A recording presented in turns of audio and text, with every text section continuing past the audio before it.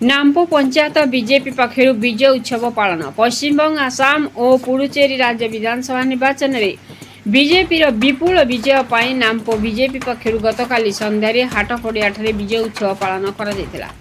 दलीय नेतृवृंद बाण फुटाई आतशबाजी माध्यम कार्यक्रम को पालन करने संगे संगे उपस्थित जनसाधारण और पथचारी मानक झाड़मुड़ी प्रदान करने सहित विभिन्न स्लोगान देथिले। नाम्पो पंचायत बीजेपी सभापति जगदीश प्रधान प्रत्यक्ष तत्वावधान अनुष्ठित यह कार्यक्रम में पूर्वतन राज्य बीजेपी महिला मोर्चा उपसभापति आरती दास, वरिष्ठ आईनजीवी सुकुमार राणा, अवसरप्राप्त प्रधान शिक्षक गोपाल चंद्र दत्त, बीजेपी नेता केदार चंद्र परिडा, सत्यरंजन राणा, सत्यसागर दास, स्वरूप सिंह, कोमल लोचन भूया, जगन्नाथ जेना, मधुसूदन दे, गोया प्रसाद दत्त उवाड़, सभ्या सुनीता प्रधान, पुष्पलता राणा, संजीता राणा, सत्यहाम राणा प्रमुख बहुदलीय कर्मी उपस्थित थिले। सुकुमार राणा रिपोर्ट, मसीहा न्यूज।